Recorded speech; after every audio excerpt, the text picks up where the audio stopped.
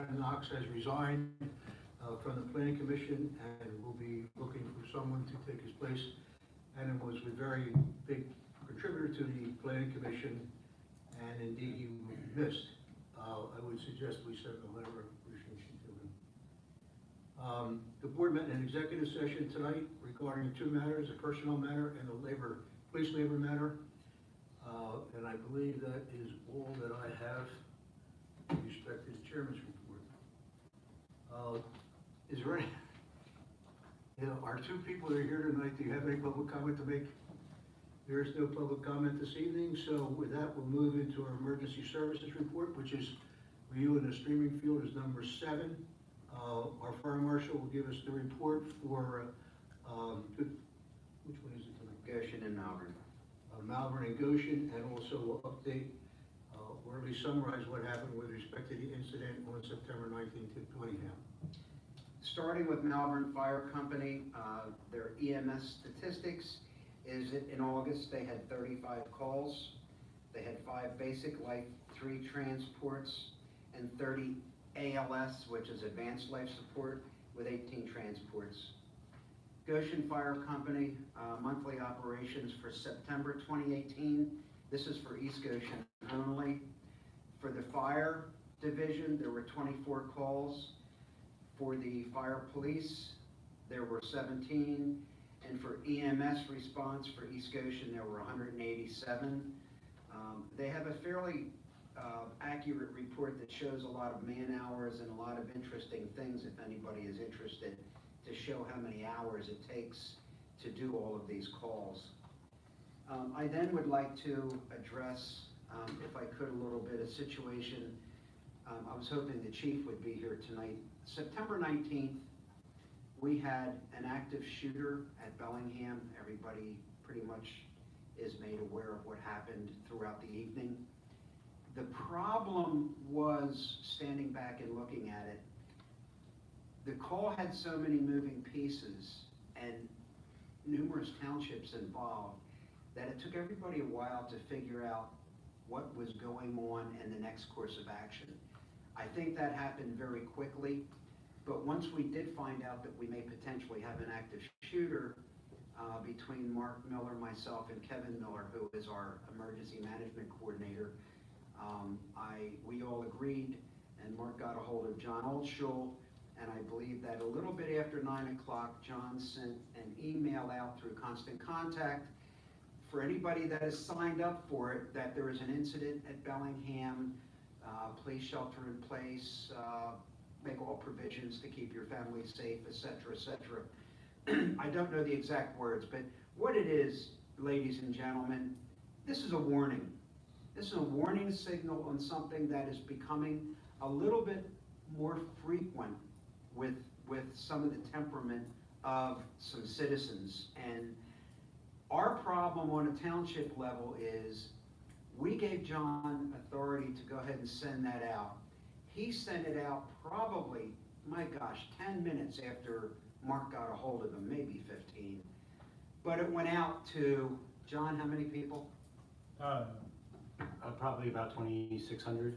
Okay, it went out to 2,600 people, which is not even a third, less than a third of our population of East Goshen Township. Now, people that live up in the northern quadrant may say, well, who cares? I don't live near Bellingham, why should I need to know?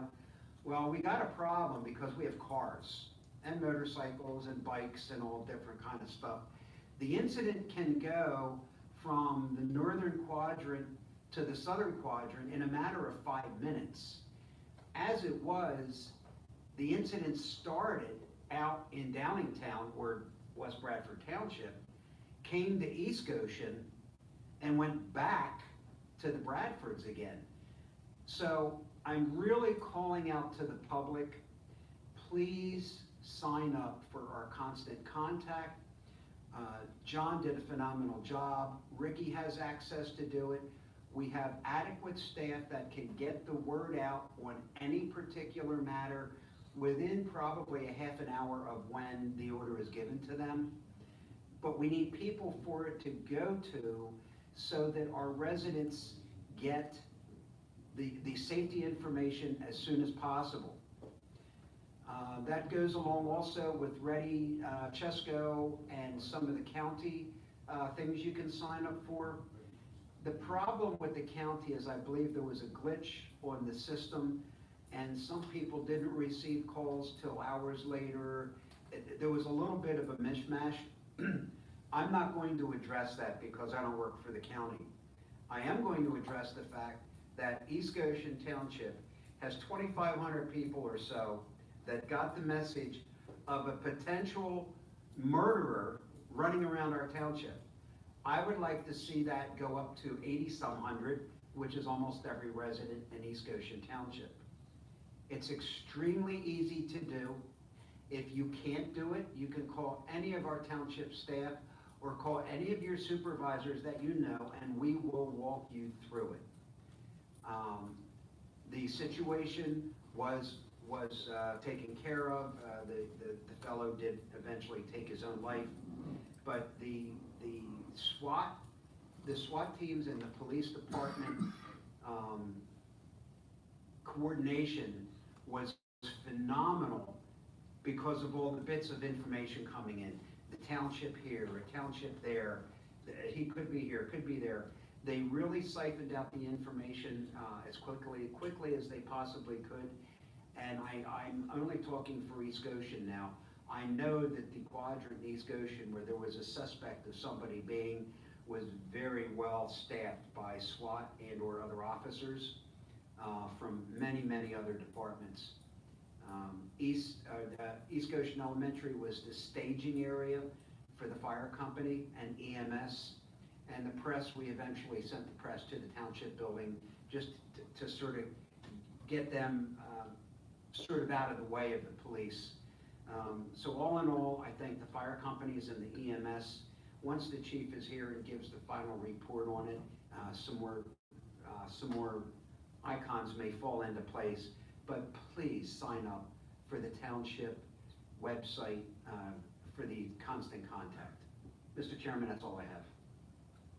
Thank you, Corman. On behalf of the township, I do want to thank all those in the township and the emergency services personnel that participated in this very difficult situation. Corman is right. It's important to sign up for some of these vehicles that you can get various notifications on this, that, or the other thing. And if you would take the time to do that, it would be much appreciated. But I do, again, want to thank all those people that were involved in East Goshen, both employees and emergency services personnel that took care of this particular issue. Unfortunately, it was unfortunate that two people were shot down in Billingham, but it's also fortunate that the perpetrator was identified, chased down, and ultimately ended his life. So I think that's pretty much the summary. Corman, thank you very much, appreciate that. The next item on the agenda is item number 9. There is no number 8 this night. That's the financial report, John's financial report. That'll be next meeting. Item number 9 is the approval of the minutes and the treasurer's report. The minutes are for the September 17th meeting, and the treasurer's report is for September 27th. Armin, you want to lead us through that? Sure. I'll speak to the check register. I'm sorry. I can speak to the check register. I guess you know that I checked this pretty good. I don't have any questions. I had a question from Mark Miller on one. He answered it. It was minor. So does anybody have any questions on any of the expenses? If so, call them out and either John or Rick will address them. Anybody have any comments or questions up here? Over here? No. Okay. No. If not, I would make a motion, Mr. Chairman, that we graciously accept the receipts that we've taken in for the month, and that we pay the vendors as listed once we approve them. Second. Comments or questions from the board? And the one remaining person here in the audience? All those in favor of the motion? Aye. Thank you. That's the treasurer's report. John, I think that Janet sent you a couple of changes. I did not have any. Does anybody else have any changes to the minutes? No. I move that we approve the minutes of September 17th as amended. Second? Second. Comments or questions from the board? from the audience? All those in favor of the motion? Aye. The minutes and treasurer's report are approved as they were amended. There is no public hearing this evening, and there is no old business to discuss this evening, but there is a number of things to discuss under new business, and as soon as I get myself organized here, we'll be able to move into the first item, which is a consider recommendation for the residential open space development. That's just something that's been in place. I'll ask Ricky to update everybody on that, and then we'll decide what we need to do about it. Mr. Chairman, this is a recommendation from the Planning Commission to revise the open space development option, which is one of the options we have for clustering houses together on development. For lots over 20 acres, to allow the developer to do either a single family, detached, which is a twin, or a triplex, which would be 3 houses in a row. It would provide for another option for development. It would not change the density. In other words, if you put in twins, you would get the same number of houses as if you put in singles. But it would require an amendment. Planning Commission has recommended that the board move forward. Our consultant, Tom Comita, is contracted to come and present this at a public meeting. We have looked at some dates, and we would suggest that the board schedule a public meeting with the appropriate notification, which essentially everybody within 1,000 feet of the 4 parcels, or 3 or 4 parcels that are over 20 acres, and have it on October 25th, which is a Thursday, at 7 o'clock. Hey, has everybody checked their calendars to see if the 25th is okay? My situation is Okay, good. Mr. Chairman, I move that the board acknowledge receipt of the residential open space development recommendation and table the public presentation and discussion until October 25th at the Township Building. Is there a second? No second. Comments or questions? For those, to repeat a little bit, there are 4 parcels that are involved that are over 20 acres that would really be affected by this change. It does give some variety to the type of housing that's permitted in that kind of a situation. We will send a letter out to those individuals that live within 1,000 feet of each one of those 4 properties. There may or may not be a lot of interest on the night of the 25th. If there is, great. Our consultant will be here, Tom Comita, to make a brief presentation and answer any questions relative to this, and then we will decide a course of action. So that's pretty much what's going to happen with respect to that. Is there any other comments or questions from the There's a second. There's no second. Need a second? No second? Is there any comments or questions from the board, the audience? All those in favor of the motion? Aye. Okay, we'll look forward to seeing everybody on the 25th that are interested in this new residential open space development. The next, we need to consider the stormwater agreements for 201 Margaret Lane and 1414 Grand Oak Lane. Is there a motion to have the chairman So moved. sign off on that? Is there a second? Second. Comments or questions from anybody on the board, from the audience? All those in favor of the motion? Aye. Thank you very much. Mr. Chairman, if you're following the same order, do you mind if I start out with our next item, which is the radio booster Wait a ordinance? minute, why don't you, for the people that are streaming, Carmen's ready to roll here. The next item on our agenda is item 12C, which is to consider a radio booster ordinance. Carmen will explain, or partly has already explained why this is necessary and whatever his thoughts are, and then we'll go from there. Thank you, Mr. Chairman. Ladies and gentlemen, we have, again, some information stemming from the Bellingham incident that when in the basement, there was a lack of communications between the portables and either the communications truck outside or the county. Now, in Bellingham's case, this will be the second time this happened. We had a fire, a kitchen fire, not major, but a slight kitchen fire about 1.5 years ago, I believe. And we had the same problem where the firemen could not talk to the trucks. could not talk to command or couldn't talk to the county. At that time, I brought up the fact that we really need to stop kicking the can down the road and address this situation as soon as we can. Unfortunately, you're looking at what could be some substantial costs for larger buildings to put these boosters in, and I'm trying to be sympathetic to that. I do believe that some of the ordinances that we're going to be looking at as far as samples allow for older properties to do it as part of some sort of a major construction or an upgrade or whatever, and newer properties might have to put it in from the very beginning. However we want to do it, it really can complement the emergency services by having these radio boosters. What happens is when you're talking on a portable and you can't get instructions, you don't know what's going on. And it could be a problem. It could end up having, you could end up having additional injuries, some additional fire damage, who knows?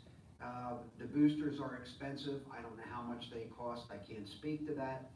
But again, I think it's something that we need to start educating our commercial establishments as to thinking of doing it either as an upgrade or potentially check their insurance. There could be some credits available.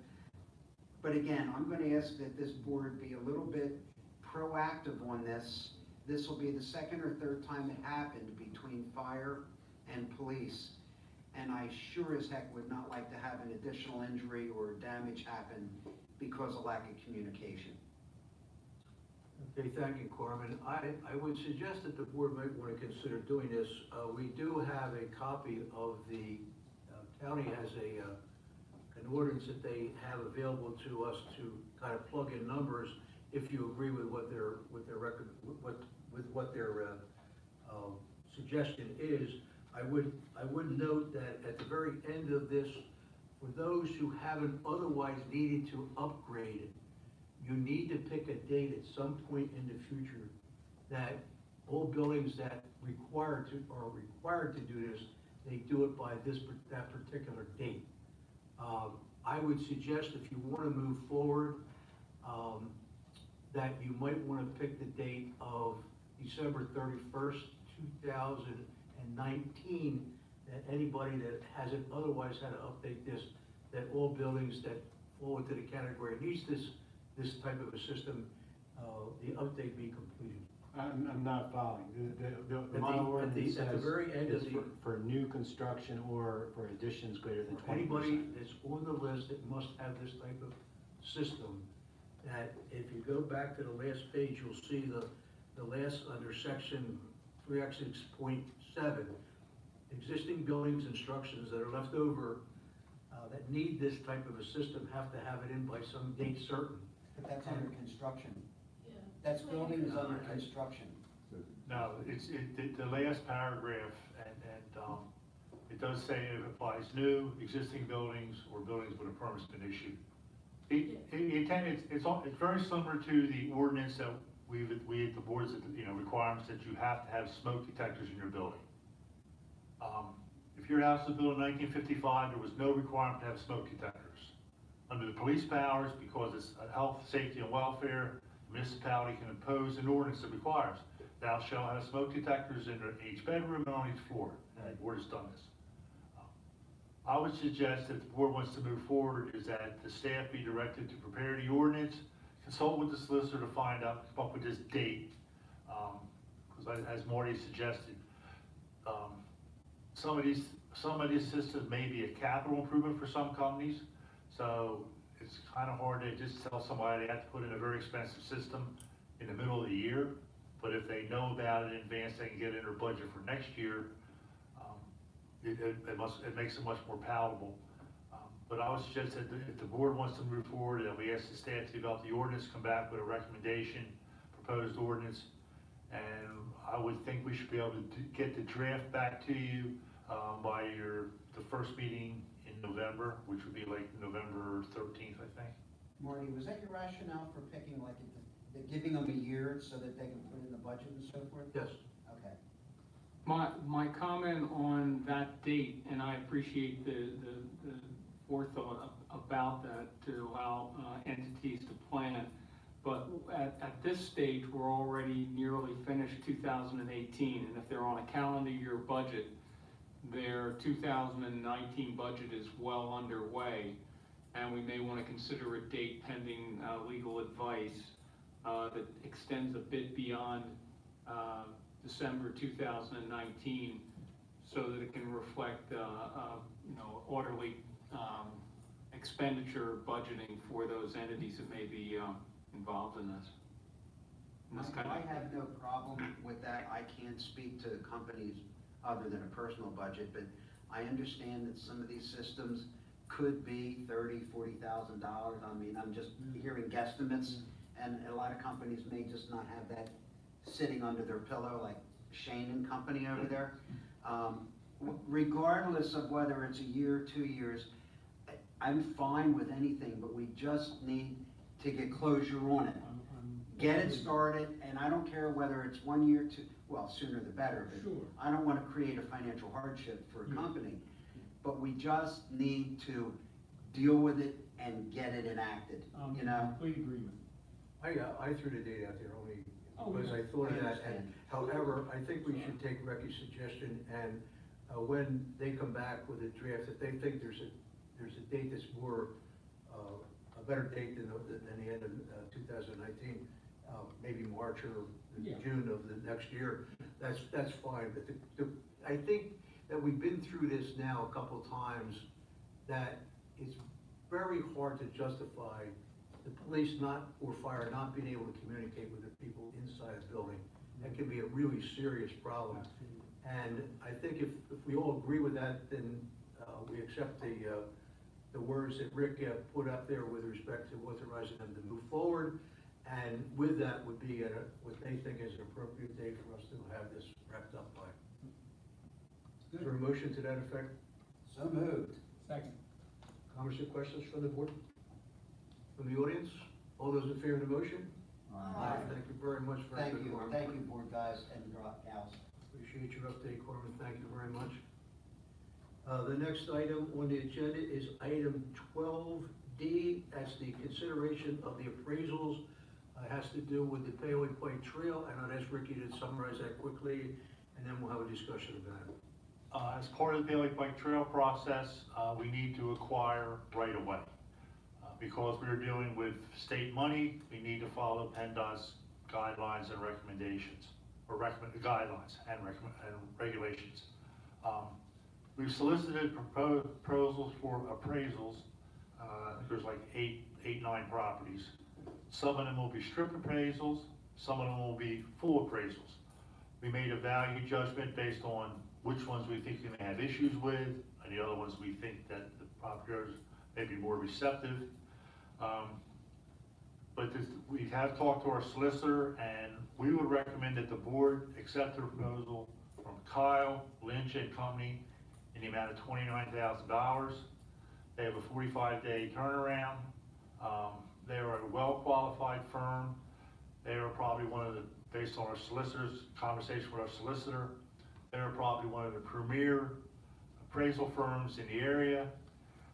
Our logic is, and our solicitor has worked with them in the past, and our thinking is that while they are more expensive than the other 2 firms, we believe it's probably money well spent, because if we have an appraisal from them and somebody wants to challenge it, well, they'll know we're dealing with one of the best, and they may give them pause to, well, do we really want to try and challenge this guy's valuation? And again, it's just, we think it's money well spent to go with the better, or as I would term, probably the Coyle Lynch. I know Mike has some comments to make with respect to that, so I'll give Mike the opportunity to make Thanks. them. Yeah, and I appreciate the work that's been done on this. The William Wood Company, if they're qualified and recognized by PennDOT, senior Mr. Wood is, I don't think active anymore. It's son Will Wood who has been active. If they are qualified, I think that is one consideration. Number two, do we have any sense, as I say this publicly, internally, what some of the potential range of the easement valuations are going to be that we would have to be providing consideration for? Have we done any kind of guesstimation of the cost of some of these acquisitions that we may have to settle on? We did some preliminary numbers, but then used on some, I use the word comparables, and there's a method where you can get a waiver from doing a full appraisal. And when we got those numbers and looked at them, I don't have them off the top of my head, we quickly became apparent that we were going to end up having to spend a lot more of that to get the right of way from the property owners to require these easements. Which is why we had to go back out and get either strip appraisals or full appraisals. We can envision that these are going to be thousands of dollars. We're not talking a couple $100 here. We're talking 8 properties, and have you thought about a possible range of the aggregate cost of those acquisitions? Okay. I mean, we're looking at 100,000 by the time we're done, or 50,000? yes. We very well could be, because, I mean, it's complicated, it's not complicated, it is complicated, but on some properties, we are taking grass area, and they do not have any driveway or improvements on it. It doesn't really, the fact that we're gonna put a path there doesn't do anything to their business. At the Wawa, we're going to put a sidewalk across their property, and that will now impact the pedestrians, will have an impact on the people coming in and out. The Swiss Farms property at the corner, it will definitely have an impact on that property. So it depends on how you go down the line. Obviously, some folks are probably more in favor of the trail than others, because there may be some benefit to them, like for instance, the shopping center. A path will get pedestrians to the shopping center, which means they get more customers, which means they may be more inclined to accept what we have to offer. The Swiss Farm store, which you can't walk in, you have to drive in, pedestrian access across the front of the property may not be as, enticing. But again, and I understand what you're suggesting, that the other 2 firms are both licensed, and they're met PennDOT qualifications. I would also suggest that there's a lot of doctors out there and lawyers out there that are licensed by the state of Pennsylvania, but some of us prefer to go to one doctor as another, just because we have more confidence in that individual. And again, based on my recommendation, solicitor's recommendation, and Mark Gordon, after talking to our solicitor, we believe that the extra money we're spending going with Coyle and Lynch, and there's no relation to them, Mike, is probably money well spent. Ricky, if I could, one of my questions was going to be the same as Mike's.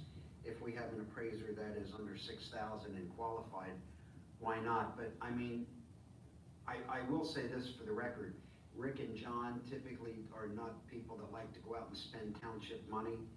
And I would only guess that if Ricky is highly recommended, or staff is recommending that we spend the additional money, which is fairly substantial, that there is a lot of hidden value, possible hidden value to it. Is that a fair assumption?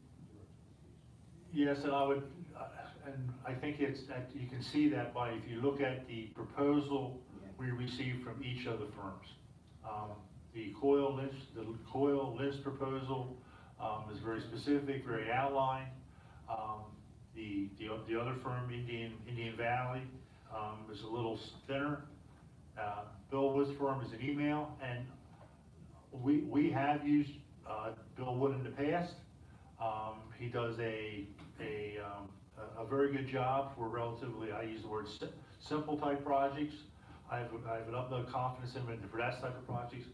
I just think that given this, that, you know, the trail is a multi-million-dollar project. The right-of-way is one big piece of it. We need to get the right-of-way before we can, you know, move the thing forward. And I think that spending the money for Coyle Lynch now, I'm repeating myself, is money well spent.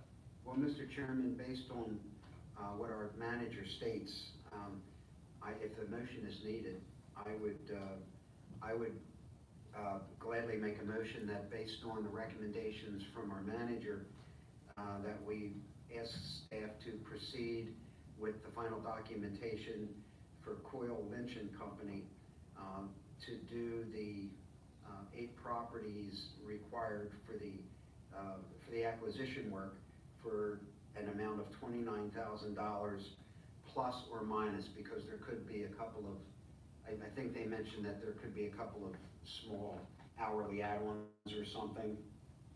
I don't know how we handle that, but their bid is $29,000, so that's my motion. For a second. Second. I just want everybody,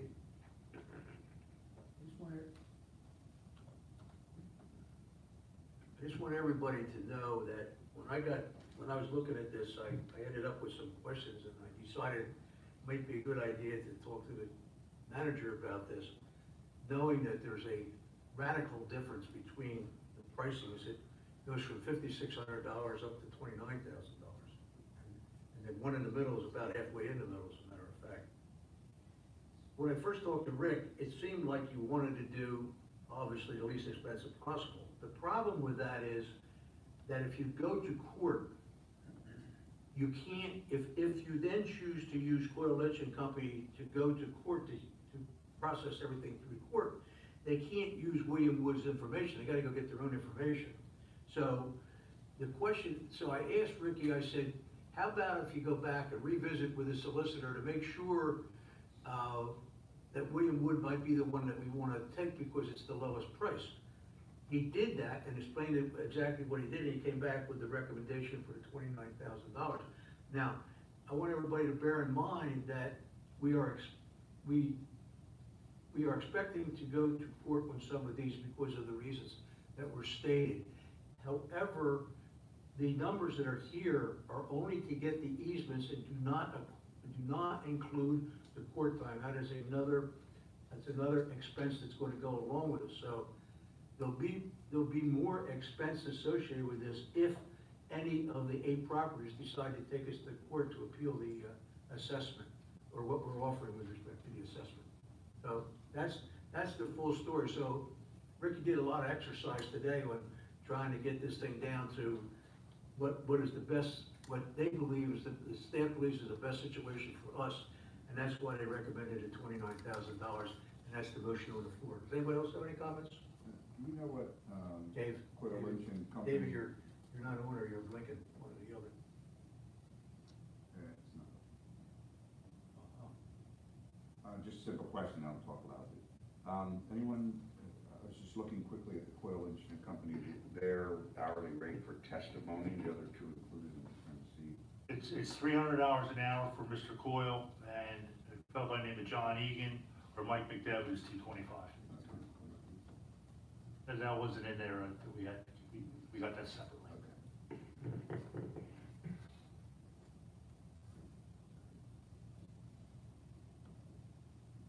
Okay, anybody else? Nobody else? Eric? Okay, I'll call the question. All those in favor of the motion?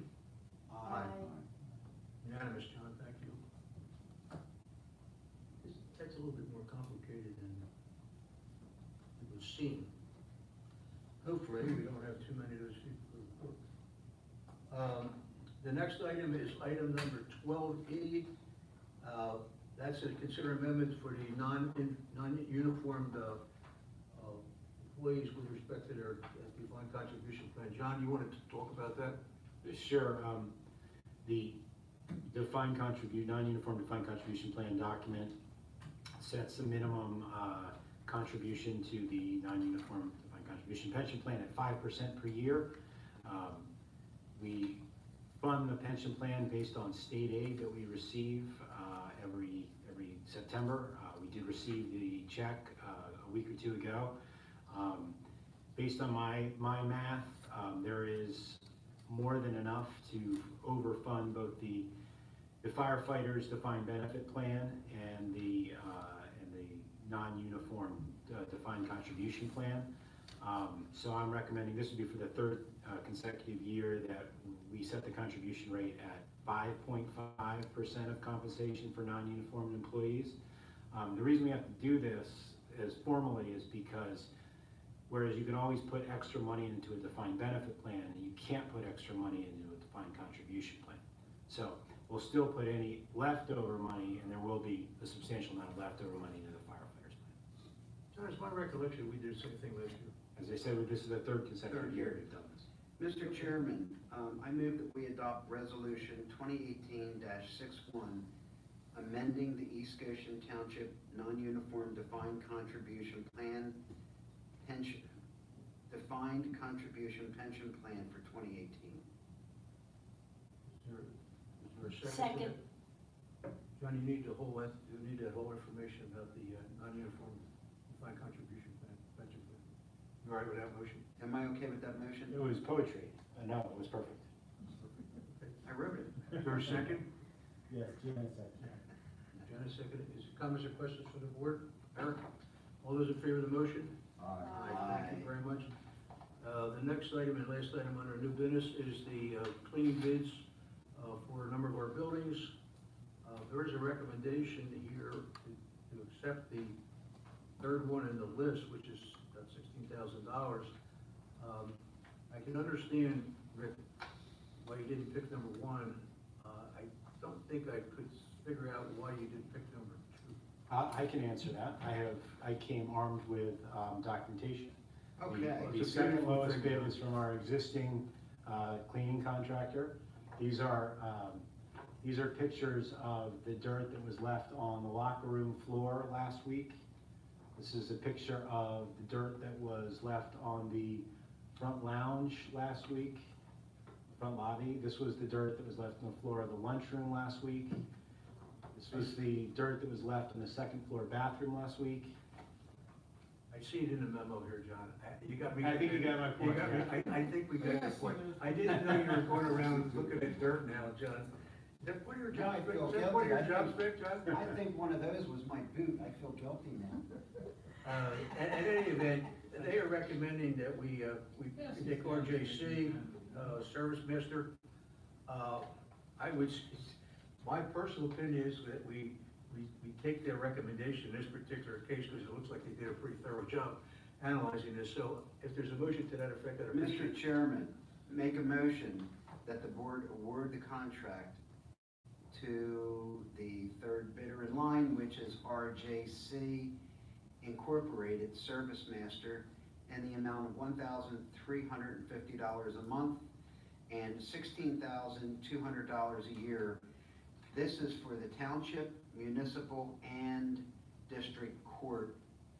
So that encompasses all of our, And the blacksmith. and the blacksmith shop, I stand corrected. So that's all of our office space, plus some. Anybody have any comments or questions? It is worth noting that, You seconded that, didn't you, Mike? I'll second that. It is worth noting that the RJC Service Master is located in Exton, PA in Chester County. The two lower bids, Golden and CNS Cleaning, are located outside of Chester County. And besides looking like they will provide very good service, it's good that they're local. Exton area is good. I agree with you, Mike. I think, I meant to say that. I think it's better to keep it locally if we can, and apparently they do a very good job based on the analysis of our folks, so I would agree to that. Thank you very much for those comments, Mike. Anybody else? Anybody have comments or questions up here? Eric? All those in favor of the motion? Aye. Thank you. Hold on, Mr. 5-0. Chairman, I gotta take this dirt back to the assistant manager. Next item is number 13, any other matter. There's a couple of things going around. Number one is that we need to authorize the chairman to execute the sanitary sewer system operation and maintenance agreement for 1405 Wexford Circle. Is there a motion to that I'll make a effect? motion. Or a second? I'll second. Comments or questions from the board? From the audience? All those in favor of the motion? Aye. The second item is that we need to approve the increase in the No, electric. we don't need this. The county solicited bids for processing and marketing of recyclable materials. The low bidder was Mascara. Yep. The cost of recycling, processing, marketing materials is going to go up, but we have a new vendor. The hauler has to take the stuff to Burnsboro as opposed to King of Prussia. But the county has requested that we execute a new agreement. It's their form. We did look at, from a perspective, the price we're being charged for recyclables is about $29 a ton. We did look about going out, not going with the county and doing it on our own, and the number is about $43 a ton. So definitely makes sense to go with the county. So we need a motion to authorize the chairman to execute the agreement with the county. So moved. Second. Yeah, there's been a number of articles written about this situation with recyclables. For the most part, we're very lucky in a way because there is really not a market for much of these recyclables, which is kind of a shame. But you have to deal with the hand that you're dealt. So is there any other comments or questions up here? Eric, all those in favor of the motion? Aye. Thank you. Ricky, you have any other matter? I think David knows. David does? Yeah, I'd like to make a motion to fix my microphone. Better use Mike's. Now, wait a minute, you need to be on the board for a full year. You get a full microphone? Before you get a working microphone. Thank you. A few meetings ago, we authorized East Goshen Township Pipeline Task Force. We entertained applications and resumes for people applying to that. So tonight, Mr. Chairman, I'd like to move that we appoint the following individuals to the East Goshen Township Pipeline Task Force: Caroline Hughes, Judy DeFonso, Bill Wegeman, Russ Frank, and Karen Miller. And I move that we send a letter to each of the members that will include the date of the first meeting. I'll second that. Comments or questions for anybody? Eric? All those in favor of the motion? Aye. I'd like to, on behalf of the board, thank David and Mike and Rick for shepherding this thing through, coming up with a schedule for the interviews, as well as setting up the mission and so forth, and responsibility. There's a number of things that need to be taken care of with respect to pipelines to make things a little bit better in the future. If we can get this done legislatively or through the PUC, and this task force will have its work cut out for them. And David will be the liaison for the board with respect to that group, and we appreciate that very much. Thank you. Thank you, David. That being said, there is some correspondence we need to mention. The first is the fact, Ricky, you might as well talk about the Milltown Dam.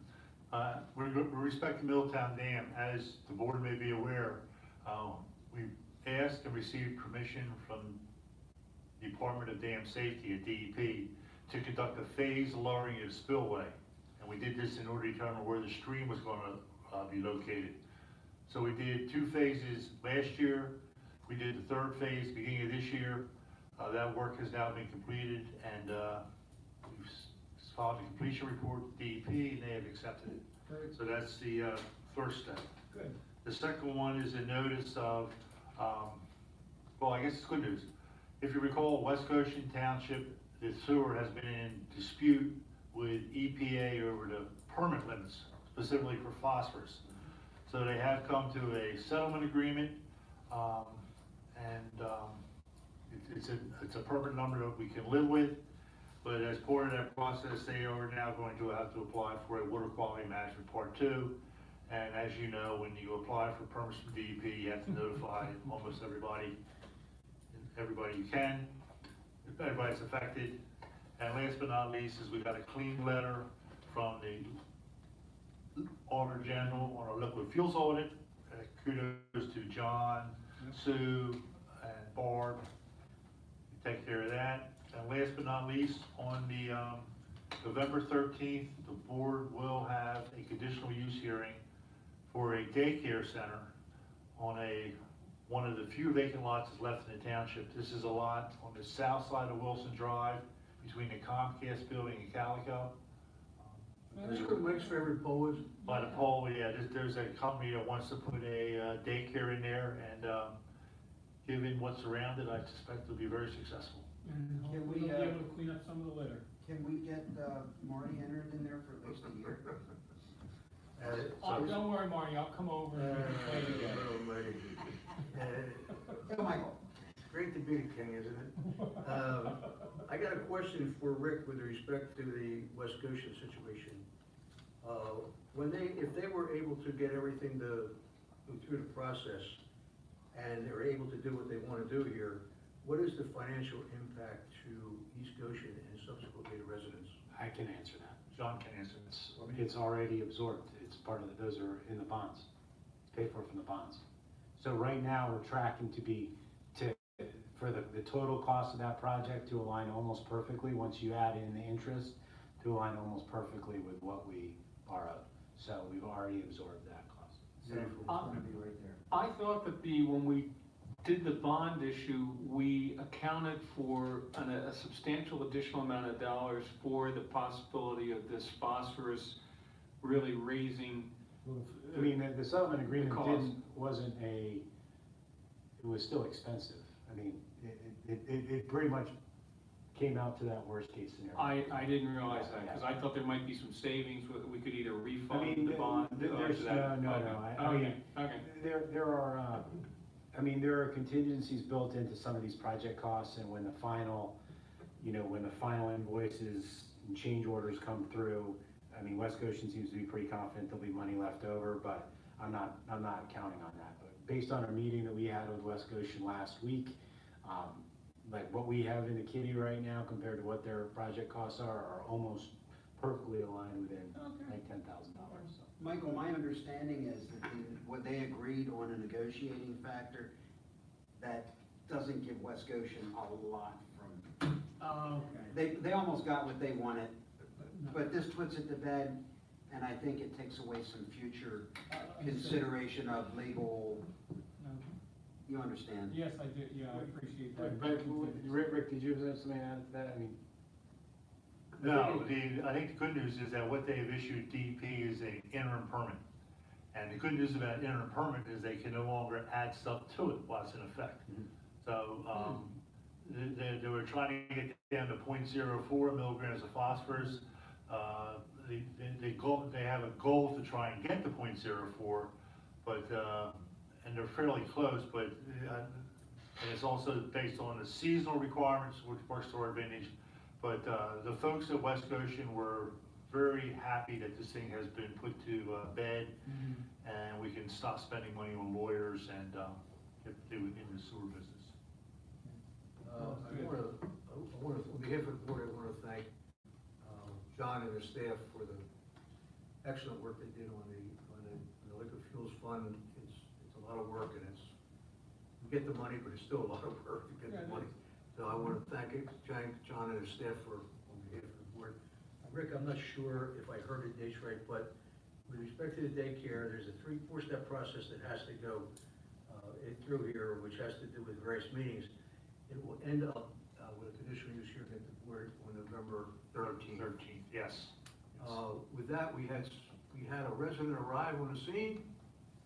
You must be here for a reason. We were just about to adjourn the meeting, so. Alex, I was wondering if you were going over residential open space development. Yes, you are, but you might want to come up to the mic so those that are We need to have on your the full streaming. name and address Okay. and your question because we're streaming. Okay, So if you would go to the microphone, sure. you can use the. Make sure it's on first.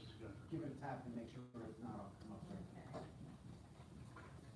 Or John will do it. Thank you, Mr. Alden. John cleans dirt and turns on machines. He's pure poet. Good evening. My name is Jane Wagner. I reside at 990 Hershey Mill Road, and this is my first township meeting, but Just relax, it doesn't, we're just like I've been you. rushing home, Well, so. Anyway, I was just wondering if you were going to be going over any of the, open space I can tell you real quickly what we did. We accepted it from the planning commission and we scheduled, or we suggested a meeting be scheduled on the 25th of the month for a consultant to come in and for us to ask questions and so forth and so on, and then decide a course of action after that. Gotcha. So we really didn't take any action tonight other than set the date, because Rick has to send out letters to Okay, at least 1,000-foot letters, at least for 4 people, 4 areas in the township that would be, that this would be applicable to. okay. However, if you are interested in that, make sure you put in your calendar the 25th. Mhm. It will be a public meeting here. There'll be question answers and there'll be public input allowed at a certain point, so make sure if you're interested, you make that meeting. Okay, is this a live stream that I could dial in from home, You or? can't dial in, Okay, it's live, okay. it's live stream, Okay. but you can't dial in. There's Okay, no be public present. input outside of the room. Okay, And you can see what Corbin is basically saying, and we talk about, we ever get to that point, we may get to that point, not, most of the townships stream out, but don't stream in, it's a little bit more complicated to start streaming in, and it's a little bit difficult to control, I might say, too. So if you're really that interested, it might be a good idea to come here to the meeting. okay, thank you. You're welcome. But thank you for coming. Thank you. Sorry that was such short. It's a drill for me. That's all right. You had practice for the 25th. You're welcome. Okay, is there a motion for adjournment? We gotta go back into executive session, guys. So moved. Second. All those in favor of the motion? Aye. Thank you very The much. chairman will be glad, once we're done in executive session, to spend 3-4 hours with you to go over what we talked about tonight. And believe me, he could spend 3 or 4 hours going over it. And don't feel bad, Mike would spend 5 or 6 doing the Oh, no way. This has been Yeah. toasting Marty tonight. I am only a We're grasshopper roasting to Marty. your must,